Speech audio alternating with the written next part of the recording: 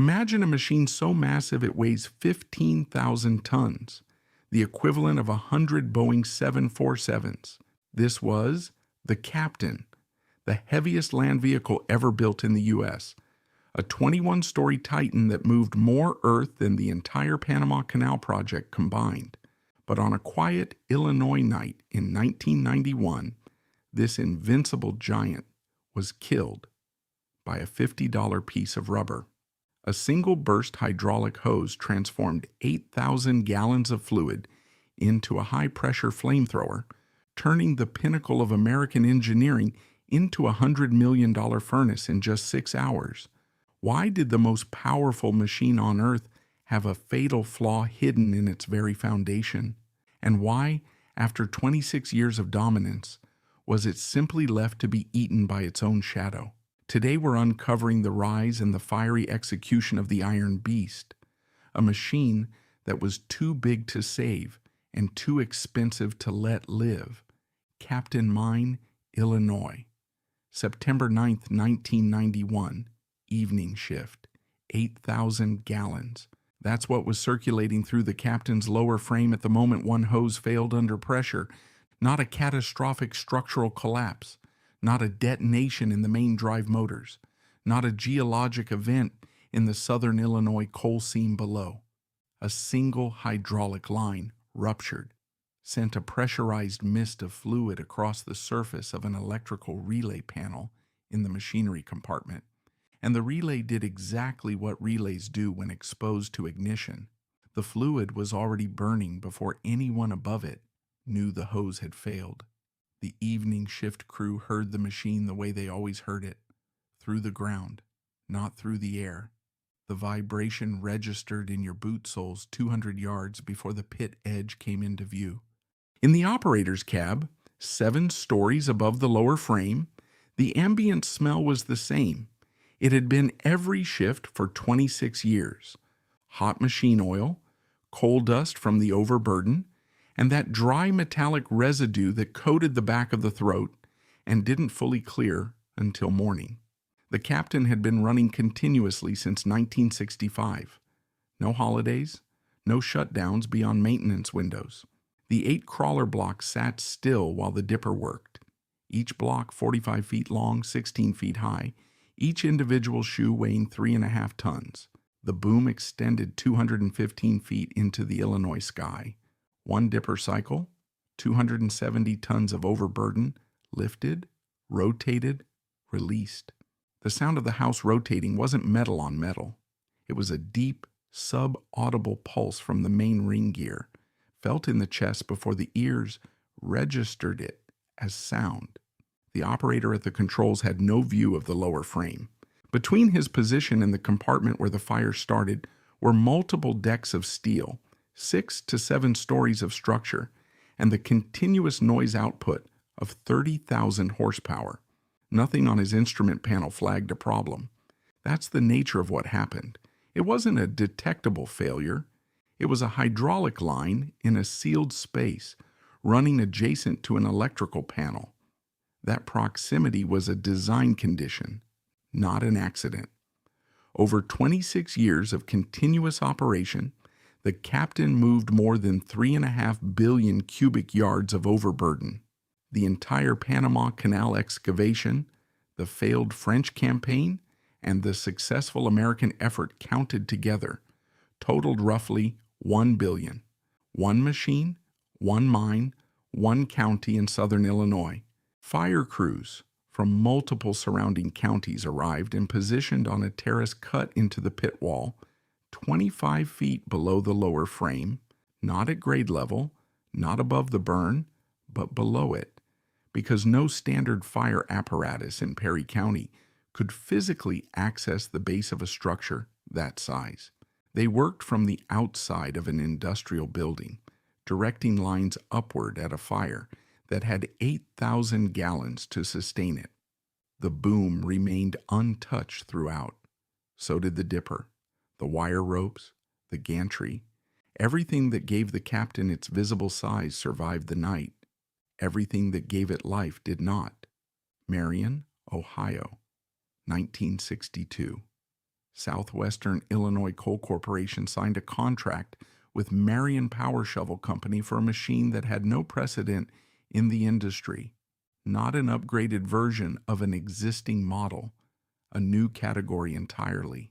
Marion's previous largest build weighed roughly half of what this new machine would require.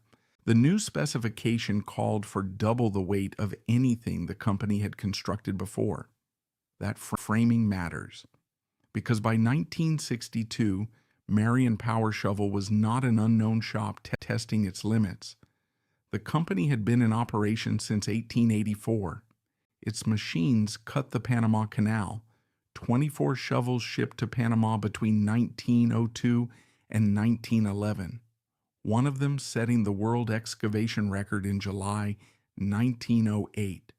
Its equipment worked the Hoover Dam project.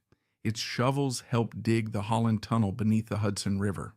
By the mid-20th century, Marion employed 2,500 people in its Ohio facility and held a position in American heavy industry that its competitors spent decades trying to match. And still, the captain was something its engineers had never been asked to do, the question no one raised in the public record at contract signing. Had anyone confirmed it was structurally achievable? The 1960s were the peak of American coal optimism.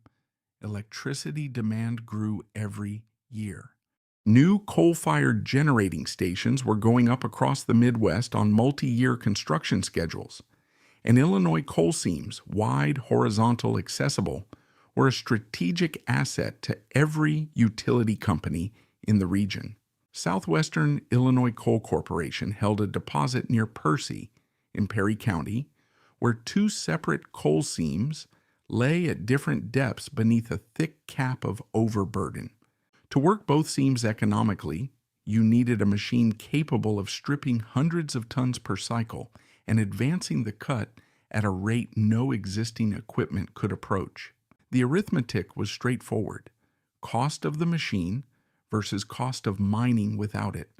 The numbers favored the monster. The Marion design team in Ohio spent 2 years solving problems that had no published solutions at this scale. The central engineering challenge was weight distribution. How do you move 15,000 tons across soft southern Illinois ground without the machine sinking into its own pit floor? 8 crawler blocks, 4 to a side, was the answer, not yet proven at this scale. The resulting ground pressure came out to 61.5 pounds per square inch. That is less pressure per square inch than an adult human exerts standing still. The paradox was resolved entirely through geometry.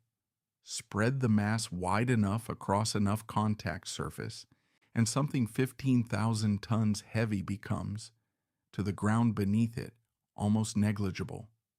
Each crawler block attached to the lower frame through hydraulic cylinders, 66 inches in diameter, 16 feet 9 inches tall. Those cylinders required hydraulic lines running through the lower frame. The electrical control panels and related equipment occupied a 15 by 85-foot room inside that same lower structure. In the technical specification sheets dated to the construction period, those hydraulic lines and their proximity to electrical systems were designated under standard industrial classification. Routine components, interchangeable with catalog parts from any heavy industrial supplier. No annotation flagged the routing as a priority risk. Each decision had its own internal logic. Compact meant functional. There was no wasted space inside a machine the size of a city block. Marion shipped the 6360 to Percy in sections and assembled it on site at Captain Mine. The erection took 10 months. Hundreds of workers, welders, electricians, hydraulic fitters, crane operators, built the machine essentially around itself, each successive section requiring temporary support frameworks that were removed as the next level went up. On October 15th, 1965, the captain was commissioned. For those who stood at the machine that morning, the first operators, the mechanics, the electricians who would spend careers inside it, The captain did not register as equipment. It registered as a place. A three-man elevator ran 8 stories from the lower frame to the machinery deck. 9 internal stations were reachable by telephone. The operator could address the ground crew by loudspeaker and contact the rest of the mine by radio. Inside the machinery house, the smell on that first operational day was specific. Fresh industrial coating, unaged hydraulic fluid, steel that had never yet been heated by use. In Percy and the surrounding towns, Cutler, Redbud, Pinckneyville, the launch had been coming for months. Local papers had run the specifications through the assembly phase, and the numbers didn't mean much to most readers except in one direction. This machine needed people, and it would keep needing them. Coal families in southern Illinois operated on a multi-generational logic that didn't require explanation. The captain was the visible anchor of that logic, taller than any building in Perry County, unmissable from the county road. As long as it moved, the work was there. Nobody was doing the math on 8,000 gallons of hydraulic fluid in a sealed compartment next to live electrical panels. Captain Mine. Any morning between 1966 and 1991, at 5:55, 5 minutes before shift, the incoming crew gathered at the base of the captain. Not dozens, a handful. One lead operator in the cab at the top, one assistant, mechanics assigned to the lower frame, an electrician. For a machine weighing 15,000 tons, moving 270 tons of overburden per cycle, the human head count was almost absurdly small. That was the point. The captain hadn't been designed to employ people. It had been designed to replace them. The work that previously required multiple smaller machines and the crews to operate and maintain each one had been consolidated into a single structure and a skeleton staff. The consequence was something no one had formally mapped in the operational documentation. Almost everything critical about how the machine behaved, its particular sounds, its tolerances, the early signs of a system developing a problem, lived inside a small number of people's heads. When those people left, the knowledge left with them. The lead operator's cab sat at the equivalent of the 6th or 7th floor of a standard building. In front of him, a system of levers and panels controlling the dipper, the boom angle, the house rotation, the propel. Each cycle had its own rhythm. Dipper into the cut, load, lift, rotate, dump, return. The sound of house rotation from inside the cab wasn't mechanical noise in any ordinary sense. It was a low resonance that moved through the seat and the floor before it reached the ears. A physical event as much as an audible one. Experienced operators read the machine through their bodies as much as through instruments. An abnormal vibration, a change in the pitch of the main drive, resistance in a lever that hadn't been there the shift before. None of that showed on a gauge. It was transmitted through contact. That kind of knowledge had value. It also had a cost. Operators who had run the captain for 10 or 15 years became, in practical terms, the machine's memory. They were not interchangeable with someone qualified on a smaller unit. Replacing them meant a gap, sometimes months, during which the incoming operator was learning what the instruments didn't say. And the institutional pressure at Captain Mine was the same as at every high-output surface operation in Illinois coal country. Keep the machine moving. An unplanned stoppage cost the company thousands of dollars per hour in lost tonnage. Scheduled maintenance windows were negotiated, not absolute. The space between technically due for inspection and still running within acceptable parameters was routinely occupied. The captain didn't operate alone. Around it ran a complete ecosystem. Smaller Marion 5761 shovels picking up material the captain had deposited, loaders moving coal to the preparation plant, a rail line hauling approximately 150 cars of coal per day out of the operation. At peak output, Captain Mine was shipping close to 6 million tons of coal per year. For the towns within 30 miles, Percy, Pinckneyville, Cutler, Sparta, the mine was the economic center.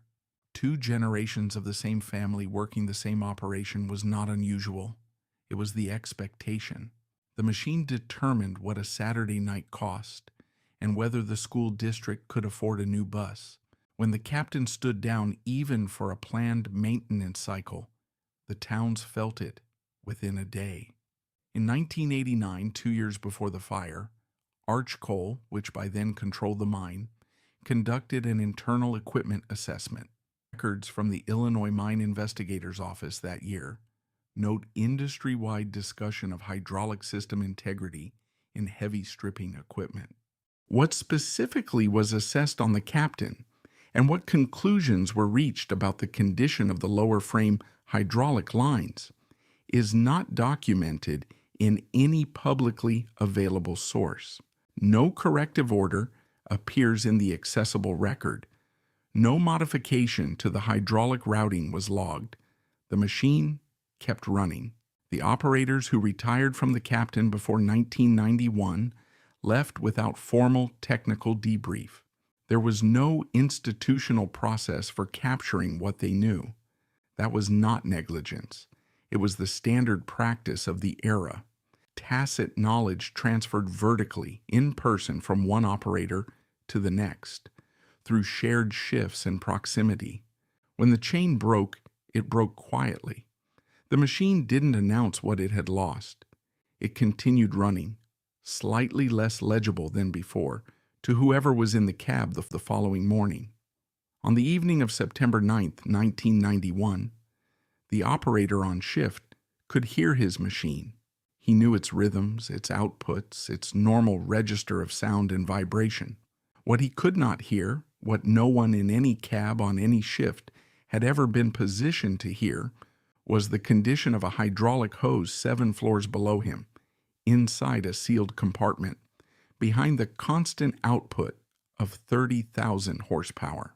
The hose had been running under pressure for 26 years. Captain Mine, September 9th, 1991, 8:17 p.m. The first indication reached the operator through his instrument panel, not through sound, not through vibration, a pressure reading behaving wrong. Below him, separated by several floors of steel structure and the continuous noise of the main drives, a hydraulic hose had already failed. The pressurized mist had already contacted the relay panel. The relay had already done what relays do. The operator did not hesitate. He took the elevator down. That detail matters more than it sounds. The 3-man lift that ran from the machinery deck to the lower frame was still functional in those first minutes. The fire had not yet reached the electrical systems controlling it. The operator rode it down through the interior of a machine that was already burning on one side of the same structure. Those who later reconstructed the sequence noted that the window between ignition and loss of elevator function was narrow enough that a different decision, waiting, assessing, attempting to isolate the fault from the cab, might have closed it entirely. He made the correct call without knowing exactly how correct it was. Fire departments from multiple surrounding counties received the call and arrived within the first hour. Their positioning tells the whole story of what they were dealing with. They set up on a terrace cut into the pit wall, approximately 25 feet below the lower frame of the captain, not above the fire, not at the same level, below it, because standard pumper apparatus could not physically access the base of the lower frame from grade. The machine's footprint and the geometry of the pit left no viable approach from the surface. They were fighting a fire inside an 8-story industrial building from the street, directing lines upward at a sealed compartment with no entry point that any crew could safely reach. The captain was too large to fight from the outside and impossible to enter from below while burning. The fire burned for approximately 6 hours. In that time, it moved through the structure in a sequence that engineers later described in damage assessments. The lower frame went first, hydraulic systems, electrical panels, control cabling, the drive components housed in the base structure, then the machinery house where the main electrical gear and power distribution equipment were located, then the connecting structural members between the lower and upper sections. The boom, 215 feet of structural steel, anchored at the gantry, was never touched. The dipper survived. The wire ropes survived. Everything that gave the captain its silhouette was still standing when the fire was out. Everything that had given it motion was gone. Arch Cole's engineering assessment after the fire used a phrase that appears in the documentation without elaboration: damage deemed too great to repair. No detailed cost breakdown was made public. No alternative restoration scenario appears in the record. The conclusion was reached quickly, which, given what the engineers walked through in October 1991, was probably not a difficult conclusion to reach. What the official record doesn't dwell on is this: the Captain was not the only machine of its class to disappear that year. In early 1990, Marion 5961, the second largest stripping shovel ever built by Marion Power Shovel, operating in Muhlenberg County, Kentucky, had been sold for scrap. The coal seam it worked had run out. The economics of moving the machine to another site didn't justify the cost of relocation, so it was cut apart where it stood. When the Captain burned in September 1991, it was already the last of its kind. 18 months later, it was also gone. Two of the largest land machines ever built in the United States disappeared within 2 calendar years, one scrapped for economics, one destroyed by a component listed in the original specification sheets as standard in industrial class. The morning of September 10th, the day shift crew at Captain Mine learned what had happened during the night. The response was not loud. People gathered in small groups near the gate and spoke in low voices. A few walked toward the pit edge and stood looking in the direction of the smoke, which was still rising. The shift supervisor stood with them. There was nothing for him to announce that they hadn't already understood. In Percy and Cutler, the news moved by telephone before any newspaper had it. By midday, it had reached most households that had any connection to the mine, which in Perry County meant most households. A few men who had been in the field the day the Captain was commissioned in 1965, who had been young workers standing on that site 26 years earlier, gathered that evening at a local bar and said very little. One of them, by the account of people who were there, set his glass down at some point and walked out without saying goodbye. Nobody that evening was thinking yet about what came next. They were still thinking about what had just ended. Captain Mine, October 1991. Arch Coal and Marion Power Shovel Company sent their engineers to the site at the same time. They walked through what remained of the lower frame with clipboards and cameras. The metal around them still held residual heat, not enough to be called warmth exactly, but enough to come through the soles of heavy work boots. The smell was burned hydraulic oil, carbonized electrical insulation, and that particular metallic aftertaste that appears when steel has been held at extreme temperature for hours and is slowly returning to ambient. The structural members of the lower frame were intact.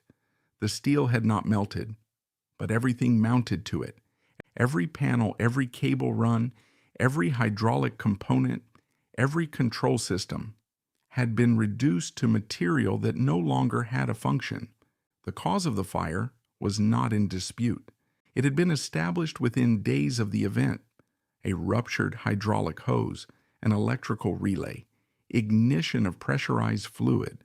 What the joint assessment was actually evaluating was a different and more consequential question. Not what happened, but what, if anything, came next. That answer came quickly, too. Arch Coal's internal documentation recorded the conclusion in 5 words: damage deemed too great to repair. What that phrase compressed was a calculation that had very little to do with the fire itself. 1 year before the Captain burned, the United States Congress passed amendments to the Clean Air Act. Among their provisions were strict new limits on sulfur dioxide emissions from power plants. Illinois coal was high sulfur coal, not marginally, significantly. Utilities across the Midwest ran the numbers. Invest in expensive scrubber systems to continue burning Illinois coal, or switch supply contracts to low sulfur coal from the Powder River Basin in Wyoming and Montana. Most of them chose Wyoming. The switch didn't happen overnight, but the direction was already clear by the time Arch Coal's engineers were walking through the burned lower frame of the Captain in October 1991.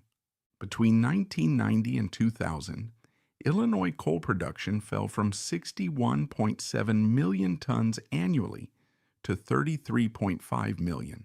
Industry employment in the state dropped from roughly 10,000 workers to fewer than 3,500. The fire at Captain Mine did not cause that collapse, but it arrived at exactly the moment when the economics of restoring a $100 million machine to work a market in structural decline made no rational case for itself. The industrial context turned too great to repair from a difficult decision into an obvious one. The restoration cost was never made public in specific terms, but the variables were not abstract. The original construction of the Captain in 1965 had cost approximately $15 million, equivalent to somewhere between $90 and $100 million in 1991 dollars. Rebuilding the lower frame systems from scratch would have required not just component replacement, but partial redesign. Significant portions of the original technical documentation were no longer in active circulation by 1991, and several custom manufactured components had not been produced for years. There was no off-the-shelf path back. Arch Coal sold the machine as scrap. United Salvage Company of Illinois received the demolition contract. At scrap rates for structural steel, 15,000 tons represented a substantial return, not enough to offset the machine's original cost, but enough to close the ledger on a capital asset that had produced for 26 years and was no longer viable. The company that had built the Captain was itself already in the process of disappearing. Marion Power Shovel had been absorbed by Dresser Industries in 1977, 14 years before the fire. By 1991, it operated as a subsidiary, not an independent entity. In 1992, while the Captain was being cut apart in the pit at Percy, Marion passed to Global Industrial Technologies. In 1997, Bucyrus International, Marion's oldest and most persistent competitor, the company whose machines had competed with Marion's at work sites across the 20th century, purchased the Marion assets for $40.1 million and immediately closed the manufacturing plant in Marion, Ohio. After 113 years, the factory that had built the machines that cut the Panama Canal, that had assembled the Captain section by section, shut its doors. The drafting tables, the manufacturing floor, the production equipment, gone. In 2010, Caterpillar acquired Bucyrus. The name Marion ceased to exist as anything other than a historical reference. The workers who had operated and maintained the Captain did not receive a single collective notice. The process of displacement was gradual and distributed. Some transferred to other Arch operations in the region, while those operations continued. Some found work at other Illinois mines, but the region was contracting faster than individuals could relocate. Gary Bartolotti, who worked in southern Illinois coal for nearly 3 decades and later served as mayor of the town of Christopher, described what followed in terms that didn't require industrial data to understand. All these towns were built around the mines. Our economies were completely dependent on them. Nothing else was happening here. In Perry County, the unemployment rate in certain areas exceeded 16% by 1993. Percy had no secondary industry to absorb what the mine had employed. The machine had been the town's logic, and when the machine was gone, the logic went with it. The scrap checks cleared. The engineers drove back to wherever Arch Coal's regional offices were. In Marion, Ohio, the lights in the factory stayed on for a few more years before they didn't. Captain Mine, 1992. United Salvage Company of Illinois began work. They cut the Captain apart in the same pit where it had operated and where it had burned. There was no alternative. The machine couldn't be moved intact, and no portion of it was structurally separable without demolition equipment. The cutting torches ran along steel that had been moving 270 tons of overburden per cycle 8 months earlier. A single dipper tooth, roughly the size of a standing adult, was detached and set on the ground beside the lower frame, and it sat there in the southern Illinois dirt, looking like something from a different scale of existence that had briefly, accidentally, been placed at human level. The expectation for anyone who had followed the story of the Captain would be reasonable, that something would be kept: a bucket, a crawler shoe, a nameplate at minimum. These were not unusual gestures. Museums, county historical societies, and mine operators across the Midwest had preserved components from significant machines as a matter of ordinary institutional habit. None of it happened with the Captain. No public memorial was established. No component entered any collection. The Illinois State Museum does not hold a piece of it. The Smithsonian does not hold a piece of it. 15,000 tons of American industrial history were processed as scrap metal over approximately 1 year, without ceremony, without announcement in the trade press, and without any formal record of conclusion. The most significant land machine ever built in the United States did not receive an obituary in a single industry publication. What Arch Coal did leave behind was land. The company transferred approximately 16,000 acres of the Captain Mine property to the state of Illinois. Today, that land is managed as a recreational area. Trails, lakes, fishing access, wildlife habitat, the terrain. The Captain, methodically inverted over 26 years, has been reclaimed to a profile that reads, at a casual glance, as natural topography: uneven, layered, cut through with water. A geologist would identify the pit geometry immediately. A fisherman pulling up to the boat launch on a Saturday morning in June would see a lake. The coal that the Captain helped extract had already done its work long before the machine burned.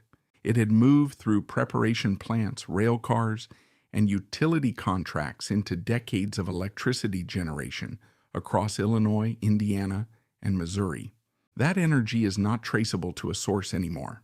The steel from the machine itself, 15,000 tons, sold through United Salvage, processed through regional scrapyards, was redistributed into new production runs without designation. There is no object anywhere that can be identified as formerly belonging to the Captain. Nothing behind glass, nothing on a plinth. The machine that outmoved the Panama Canal by a factor of 3 left no physical remnant in the world. Southern Illinois did not recover the economic position it held before the Clean Air Act amendments reshaped the coal market.